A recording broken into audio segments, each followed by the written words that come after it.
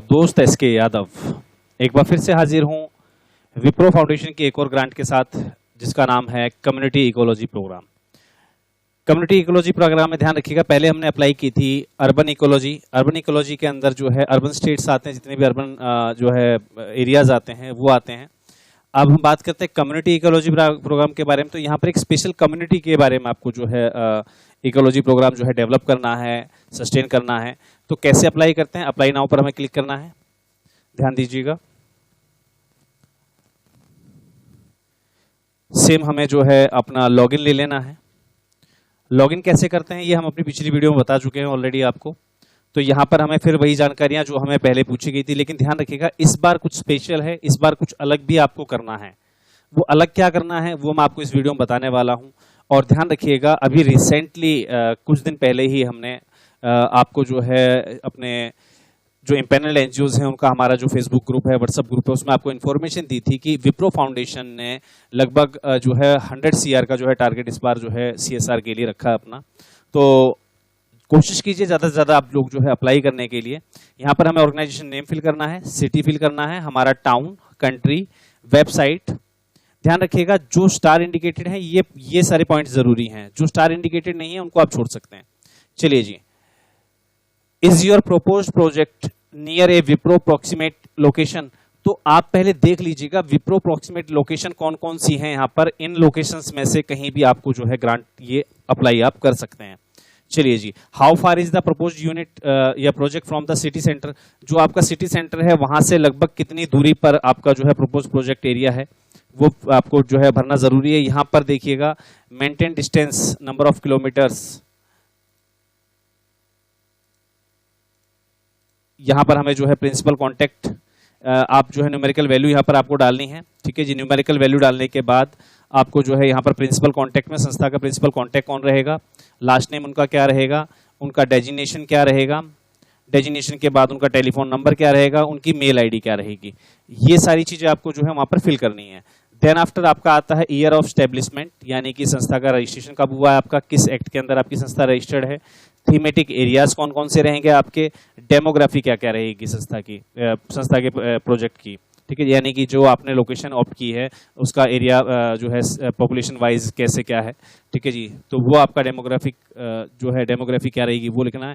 Geographical search reach जो है आपने की है, जो ज्योग्राफिक रीच आपने की हो, ठीक है जी, वो आपको यहाँ पर जो है स्पेशली मेंशन करनी है। अप्रोच करना है आपको, ठीक है जी, यानी कि सर्विस प्रोविजंस डालने हैं, कम्युनिटी बेस्ड क्या क्या है, राइट बेस्ड क्या क्या है, पॉलिसी एंड एडवोकेसी क्या रहेगी आपकी वो डालना है आपको।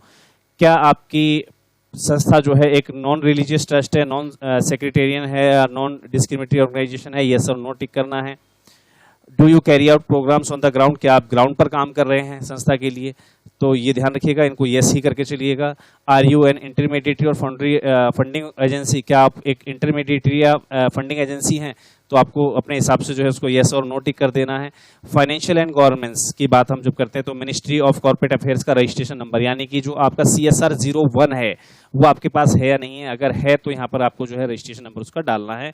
12वीं सर्टिफिकेट है या नहीं है, अगर जो है 12वीं सर्टिफिकेट अगर आपके पास अवेलेबल है या नहीं है, ATG आपके पास अवेलेबल है नहीं है, FCRA आपके पास है या नहीं है। देखिए FCRA यहाँ पर मैंडेटरी नहीं है क्योंकि यहाँ पर स्टार नहीं लगा हुआ है। अगर है तो आप यस कर दीजिएगा, नहीं है तो उसको नो कर दीजिएगा।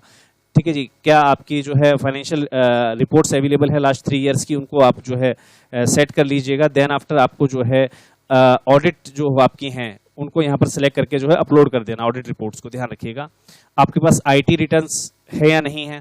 ठीक है जी, तो वो आपको यहाँ पर टैग कर देना है। अगर अटैचमेंट लिया जाए तो अटैचमेंट यहाँ पर दे देना आपको। अब बात करते हैं गवर्नेंस एंड ह्यूमन रिसोर्सेज की।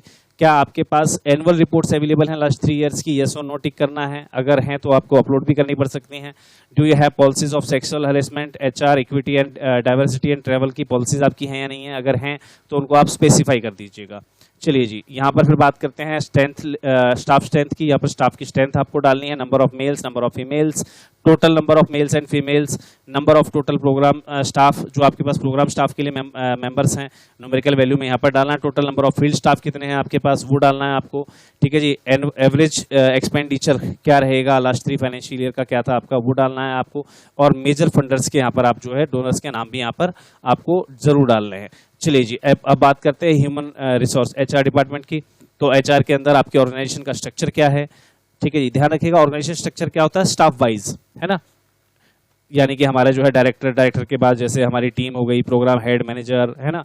तो लाइवलीहुड प्रोग्राम में प्रोग्राम मैनेजर कौन है, फील्ड टीम है, फिर हमारे पास एडमिन स्टाफ है, फिर हमारे पास कॉल सेंटर है, जो भी है वटेवर, ठीक है। तो आपका ऑर्गेनाइजेशन स्ट्रक्चर यहाँ पर फिल करना है। देन आफ्टर आपको स्टाफ डिटेल यहाँ पर प्रोवाइड करनी है, जो आपने रोल्स यहाँ पर डाले हुए थे उस रोल्स के लिए आपको यहाँ पर जो है स्टाफ डिटेल भी डालनी है। चलिए जी, यहाँ पर देखिएगा इस जब रोल्स को आप डालते हैं तो आपको क्या क्या डालना है, जैसे उनका जो है नाम डाल दिया आपने, नाम के बाद फुल टाइम है या पार्ट टाइम है ना। आप वॉलेंटियर्स हैं या स्टाफ हैं, उनके रोल्स क्या हैं, उनके एक्सपीरियंस कितना है, उनका जेंडर क्या है, उनकी एजुकेशन क्या है, ये सब चीज़ें यहाँ पर आपको फिल करनी है। चलिए जी, अब बात करते हैं नेटवर्किंग एंड एडवोकेसी की। Do you engage with other CSOs, क्या आप अदर सिविल सोसाइटी ऑर्गेनाइजेशंस के साथ इन्वॉल्व हैं? अगर एंगेज्ड हैं तो आपको यस करना है, अगर यस कर रहे हैं तो आपको यहाँ पर जो है उनकी डिटेल्स प्रोवाइड करनी है। चलिए जी, नेक्स्ट करते हैं, do you engage with government, क्या आप सरकार के साथ एंगेज हैं? अगर सरकार के साथ आप एंगेज्ड हैं तो आपको यहाँ पर जो है उनकी डिटेल्स पर्टिकुलरली फाइल करनी है कि core work of the organization क्या है, प्रपोज। फिर यहाँ पर जो है ऑर्गेनाइजेशन वर्क की बात करते हैं तो प्रोजेक्ट प्रपोजल के बारे में आपको ब्रीफ समरी देनी है 5000 वर्ड्स के अंदर। 200 वर्ड्स में आपको जो है core work of the organization देना है। देन आपका टेनिजिबल आउटकम्स देने हैं, यानी कि जो आउटकम्स होते हैं आपके वो देने हैं आपको, ठीक है जी। पॉजिटिव इम्पैक्ट क्या रहेंगे प्रपोज प्रोजेक्ट के ऑन द एनवायरनमेंट, ठीक है जी, तो वो आपके क्या रहेंगे वो आपको यहाँ पर डालना है। स्टाफ की डिटेल यहाँ पर आपको डालनी है। देखिए हर एक चीज़ के बारे में लिखा हुआ ऑलरेडी, ठीक है जी। तो आपको यहाँ पर उनका बैकग्राउंड एक्सपीरियंस वगैरह जो भी है प्रोग्राम्स से रिलेटेड या ग्रास रूट वर्क में, तो वो स्टाफ डिटेल यहाँ पर डालनी है। ऑर्गेनाइजेशन का स्ट्रक्चर आपको यहाँ पर फिर से फिल करना है कि इस प्रोग्राम के लिए आपका ऑर्गेनाइजेशन स्ट्रक्चर क्या बनाया है आपने, ठीक है जी। फाइनेंशियल इन्फॉर्मेशन यहाँ पर डालनी है कि एक्सपेक्टेड चेंजेस क्या रहे हैं, फाइनेंशियल सिचुएशंस क्या रहेंगी आपकी, है ना। Include the information of annual operating cost क्या रहेगी आपकी प्रोजेक्ट की, फंडिंग स्ट्रेटजीज क्या रहेंगी, रिजर्व्स क्या है आपके पास, डेब्ट्स क्या हैं आपके, वो सारी इन्फॉर्मेशन फाइनेंशियल इन्फॉर्मेशन में आपको डालनी है। और अचीवमेंट्स डालनी है आपको, अगर आपके कोई पास्ट एग्जांपल हैं सेम, मान लीजिए आपने प्रोग्राम कोई कंडक्ट कर रखा तो पहले के आपकी जो एक्सपीरियंस है, पहले की कोई अचीवमेंट है वो यहाँ पर आपको डालनी है। और ध्यान रखिएगा upload your complete Wipro care proposal. ध्यान रखिएगा, अब यहाँ पर है मेन जो है ध्यान देने वाली बात कि यहाँ पर विप्रो का जो पर्टिकुलर टेम्पलेट है प्रपोजल का, उसके अंदर ही आपको वो जो है प्रपोजल यहाँ पर सबमिट करना है। वो प्रपोजल कहाँ से लेना है, देखिए यहाँ पर दिया हुआ हमें download Wipro care proposal template here, यहाँ से हमें डाउनलोड करना है। देखिए यहाँ पर डाउनलोड हो चुका है, देख लेते हैं इसके अंदर क्या क्या हमें दिया गया है, उसके बाद हम इस फॉर्म में आगे बढ़ेंगे। प्रपोजल जो है भरने के बाद मैं आपको तब तक जो है इस फॉर्म को कंप्लीट कर देते हैं। देन आफ्टर आपने मान लीजिए यहाँ पर प्रपोजल डाउनलोड कर लिया है, उसको फिल करके आप यहाँ पर जो है अपलोड कर देंगे। अपलोड करने के बाद आपको जो है ग्रांट अमाउंट कितना आपने जो है डाला है वो यहाँ पर लिख देना है। उसके बाद आई एग्री पर क्लिक करके, I am not a robot पर कैप्चा क्लिक करके और आपको इसको जो है सबमिट कर देना है। अब बात करते हैं प्रपोजल की। प्रपोजल इनको किस फॉर्मेट में चाहिए होता है, देखिए यहाँ पर पर्टिकुलर प्रपोजल फॉर्मेट दिया हुआ है आपका एक, ठीक है जी। यहाँ पर ऑर्गेनाइजेशन नेम आपको फाइल करना है, देखिए एडिटेबल फॉर्मेट में दिया हुआ आपको वर्ड फॉर्मेट, इसी को फाइल कर दीजिएगा। ध्यान रखिएगा इसको ही भरना है, इसका प्रिंट आउट लेके अलग से भरने की कोशिश मत कीजिएगा, इसको ही पर्टिकुलरली भरना है। ऑर्गेनाइजेशन नेम यहाँ पर फिल करना है। देन आफ्टर जो है वाटर कंजर्वेशन एंड RWH, मैं इसको थोड़ा सा और जो है विजिबल कर देता हूँ। जैसे यहाँ पर ऑर्गेनाइजेशन नेम आपको फाइल करना है, यहाँ पर देखिए आप एडिट कर सकते हैं। तो यहाँ से जब आप डाउनलोड करेंगे तो आपको ऑटोमेटिकली जो है एक एडिटेबल फॉर्मेट मिल जाता है, उसको आपको जरूर ध्यान देना है। अपनी तरफ से किसी भी उसमें जो है आप प्रोजेक्ट मत बना दीजिएगा, इनके हिसाब से ही प्रोजेक्ट बनाना है। यहाँ पर आपको जो पर्टिकुलर एरिया आपका है, ठीक है जी, फोकस एरिया, उसको आपको जो है सेलेक्ट कर लेना है, जो नहीं हो उसको छोड़ दीजिएगा। चलिए जी, यहाँ पर ये सब करने के बाद अगर अदर्स में कोई और डाटा आपके पास अवेलेबल तो उसको यहाँ पर टाइप कर सकते हैं आप, ठीक है जी। अब बात करते हैं ब्रीफ डिस्क्रिप्शन की। यहाँ पर आपको प्रोजेक्ट का टाइटल लिखना है, तो प्रोजेक्ट टाइटल आप यहाँ पर डाल सकते हैं। जैसे मैं डाल देता हूँ यहाँ पर कम्युनिटी डेवलपमेंट प्रोग्राम, तो मैंने यहां पर जो है प्रोजेक्ट टाइटल डाल दिया अपना MJKF कम्युनिटी डेवलपमेंट प्रोग्राम, ठीक है जी। कम्युनिटी प्रोफाइल आपका कौन सा रहेगा, आप किस पर्टिकुलर कम्युनिटी के लिए काम कर रहे हैं, आप SC ST के लिए काम कर रहे हैं, आप OBC कम्युनिटी के लिए काम कर रहे हैं, आप जो है जितने भी ये जो बैकवर्ड कम्युनिटीज रहती हैं उनके लिए वर्क करें, ट्राइबल इश्यूज के लिए काम कर रहे हैं, जो भी कम्युनिटी के लिए आप वर्क करें वो कम्युनिटी प्रोफाइल यहाँ पर डालना है। जैसे मैं जो है ट्राइबल कम्युनिटी के लिए डाल रहा हूँ, तो मैं यहाँ पर ट्राइबल कम्युनिटी वुमेन्स के लिए यहाँ पर डाल रहा हूँ। टारगेट पॉपुलेशन क्या रहेगी, तो आपको यहाँ पर जो है आउटरीच नंबर्स भी डालने हैं, टारगेट पॉपुलेशन के कितने पॉपुलेशन को आप टारगेट कर रहे हैं, लोकेशन क्या रहेगी। इसी तरीके से एडिबल फॉर्मेट है, इसमें आपको लोकेशन डालना है, बजट पर ईयर क्या रहेगा, प्रोजेक्ट का ड्यूरेशन क्या है, ठीक है जी, प्रोजेक्ट रेशनल क्या है, ठीक है जी। 500 वर्ड्स में आपको वो है जो अटैच कर देना है, यहाँ से आप स्टार्ट कर सकते हैं लिखना, ठीक है जी, यहाँ से तो नीचे वाली लाइन से आप स्टार्ट कर सकते हैं। प्रोजेक्ट ऑब्जेक्टिव क्या है, ठीक है जी, तो यहाँ पर आप जो है यहां से आप जो है स्टार्ट फ्रॉम हेयर, यहां से आप जो है स्टार्ट कर सकते हैं। चलिए जी,